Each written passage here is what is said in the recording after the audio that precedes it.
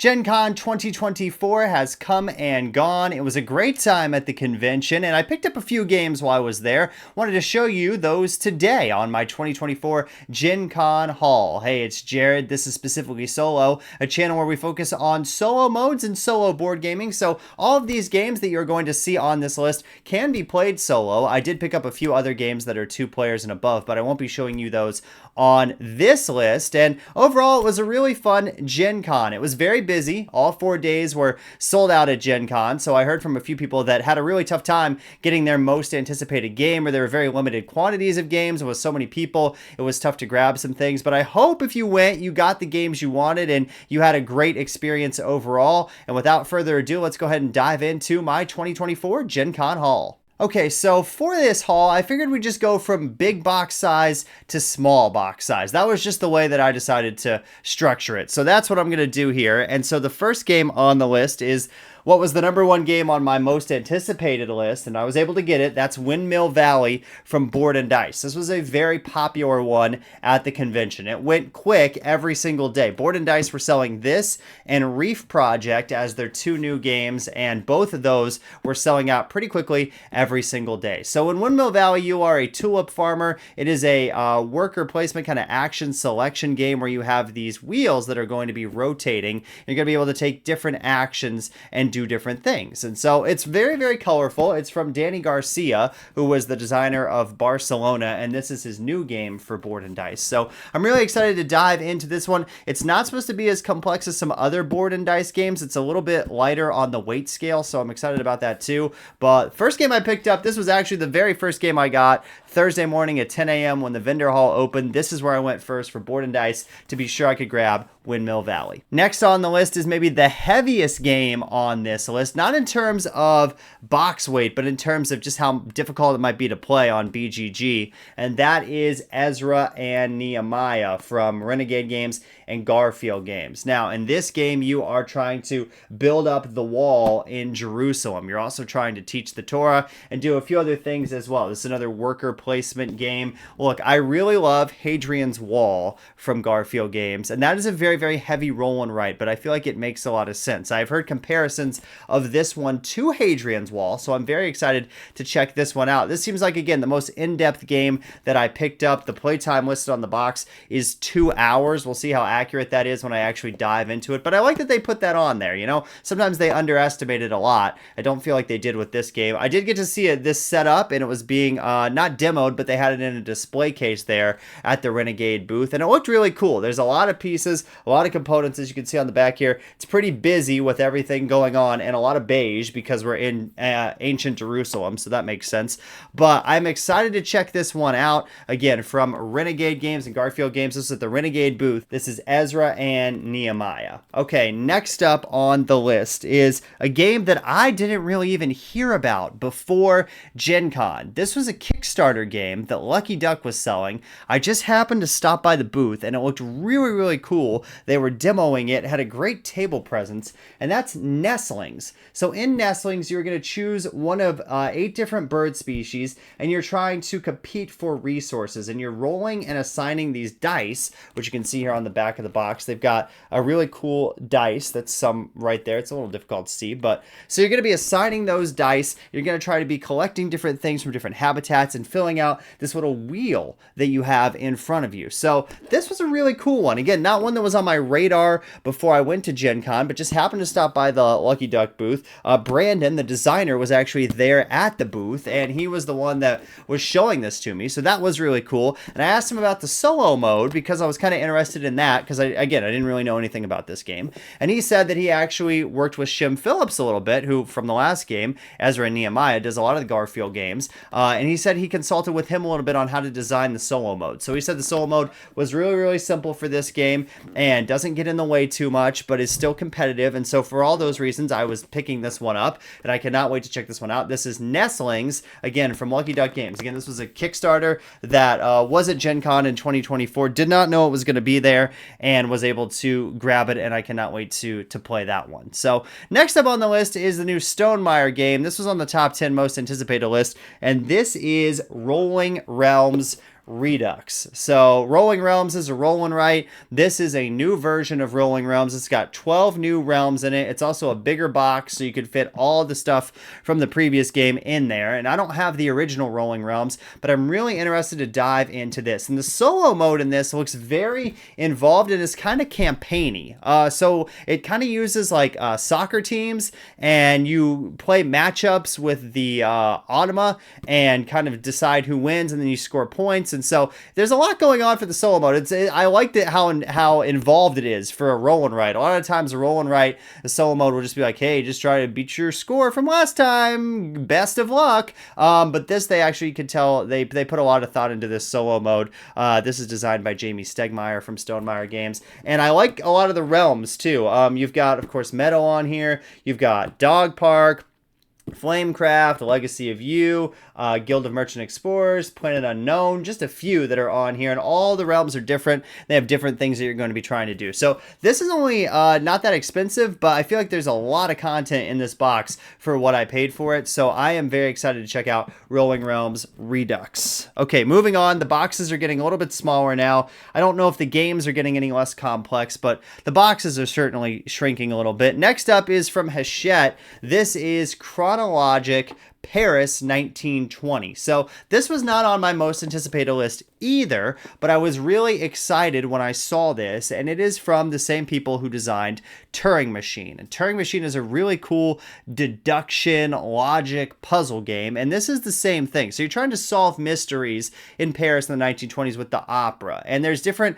scenarios and there's different difficulty levels as well. Again, there's a lot in here, and they did not have very many copies of this. I just happened to pick this up the first day. Hachette had a little room off the convention center that was open a little bit before the vendor hall. Just wandered in there to see what was there and saw that they had this sitting there and decided, hey, I'm going to go ahead and grab this. So I am excited to check out Kronologic. I love the mystery and deduction games. Turing Machine is a lot of fun, very innovative in how they designed that game. And so for all those reasons, I want to check out Kronologic and play through some of the mysteries and some of the cases. This is the first in a series of 3. I think the other 2 are coming out at some point this year. They're all set in different time periods in different areas of the globe, but this is the first one, Chronologic Paris 1920.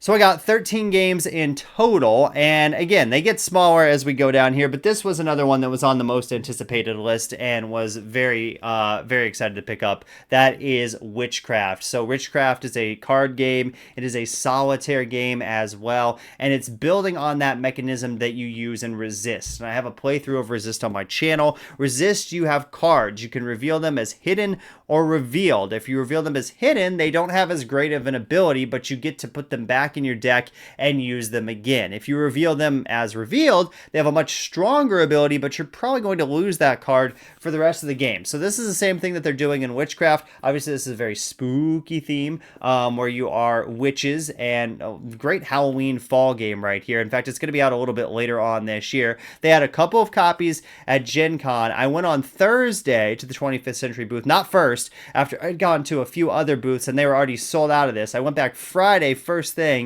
and they had it, and I was able to pick one up, and I was super pumped that I was able to do that. So could not wait to play Witchcraft. To get a solo-only game, so you know from the design standpoint, it's designed with the solo player in mind because it's only built for one person. So cannot wait to play this one. This might be one of the most anticipated ones that I want to play. Obviously, it was number 2 on my most anticipated list, but I'm very, very pumped to check out Witchcraft. And so from 25th Century, while I was over at their booth, I also picked up another game from them, and that is French Quarter. So French Quarter is a roll and write set in New Orleans, and it's designed by the same designers as Three Sisters, which I have, and also Fleet the Dice game, which I have not checked out, but I have played Three Sisters, and I really enjoy that roll and write. They make a little bit crunchier roll and writes, some more things going on. This one looks a little bit simpler than Three Sisters, just looking at the box, but I can't obviously tell for sure until I play the game. It's very cool artwork.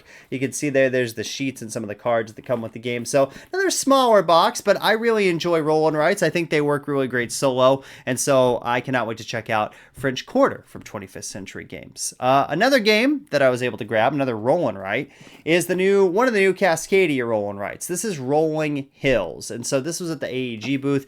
They had two, Rolling Hills and Rolling Rivers. I did not get both of them. I just got Rolling Hills. It looked like the more interesting one to me, but you probably know Cascadia at this point. You're putting, landscapes out and putting tiles on those landscapes and trying to match them up for the most points. And here in this roll and write, you're kind of doing the same thing. You're rolling the dice and you're taking various actions and you're filling in your sheet to collect the most points. So this is, again, one of the two roll and writes. This was on Kickstarter. I don't know if this is out 100% at retail yet, but they did have it at Gen Con. They had this and the other one. And so this is going to be probably a little simple roll and write, simpler than French Quarter and Rolling Realms probably. This is probably a little bit simpler than those two, but still should be fun. So Cascadia, Rolling Hills.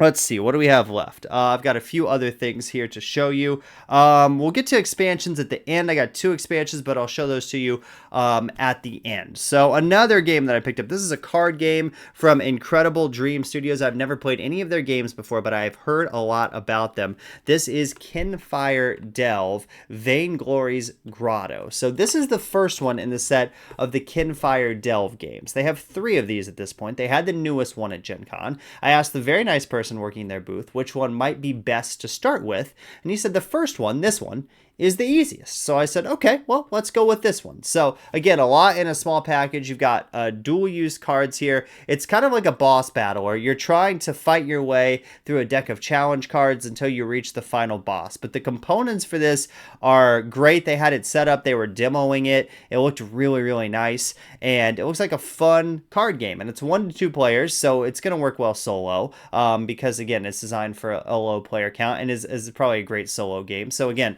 there's 3 of these. I had heard a lot about this. I wanted to be sure I got them. They sold out of these pretty quick at the convention, but I was able to snag one. Again, this is Kfire Delve, Vainglory's Grotto.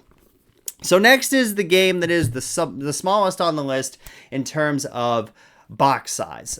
This is not very big at all, but Cephalofair was selling this, and I had looked at this a few times. This was not on my most anticipated list, but I was aware of it, and that's Gloomhaven. Buttons and bugs. Look, that's such a small box. Gloomhaven in this tiny of a box for 1 player. Riddle me intrigued, because I, again, have not opened this yet. They were demoing it. It's got very small components. I'm interested to see if that becomes a problem or not. There's also no rule book in here. You have to go online, really, to read the full rule book. And they even put that on the box. So they warn you about that up front with hey, the rules are online only.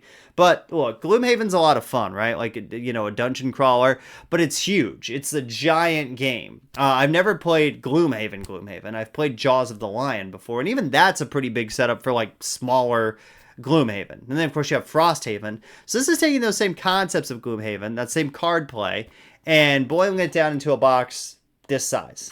So this should be fun. I'm excited to check this one out. Probably the most intrigued by this one, just how they get Gloomhaven to work in such a small box. So Gloomhaven, buttons, and bugs. And then, like I said, I did pick up 2 expansions while I was at the convention. And the first one of those was Beacon Patrol, Ships and Shores. This was on my most anticipated expansions list.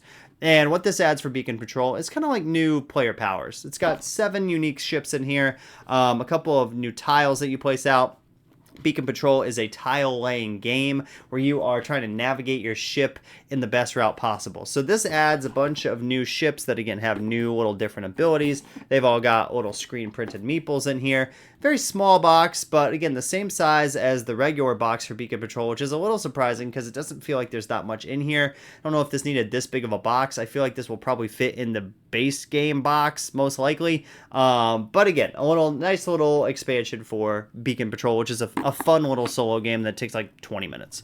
And then this was my number 1 most anticipated expansion. I was able to get it. That is World Wonders, Mundo Wonders from Arcane Wonders. This is definitely going to fit in the base box. Look, this is very small in terms of size of stuff. But you've got 9 new wooden monuments in here, and also a new game mode, which I'm kind of excited to check out too, and see how that new game mode works. But they had a limited number of copies of this available, and the very nice lady at the Arcane Wonders booth, I went by Thursday, and she said, hey, we're sold out today, but if you want to, you can pre-purchase it and then come pick it up tomorrow. We're going to have more copies. So love that they did it that way. Really took out the stress of running over to the booth first thing Friday morning when they opened to try and get a copy.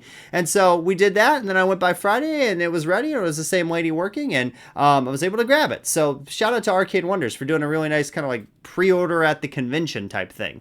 That worked well. I could see more publishers maybe doing that in the future. Obviously, you probably don't want to sell all your copies that way because you still want people to come by, and it would suck if you like didn't know about that and you decided you were just going to come by and pick up a copy. But they were doing a specific number that they were letting you kind of pre-order each day, and so I thought that was kind of a little genius move there. I'd like to see more publishers maybe do that for anticipated games. That way, again, it just takes some of the stress out of trying to run over there very first thing and grab it if there's not a ton of copies available. So that was my number 1 most anticipated expansion. I was able to grab it. World Wonders, Mundo Wonders. So very excited to play all of these games, and I want to hear from you. Which ones do you want to see? What are you most intrigued by? What are your most anticipated?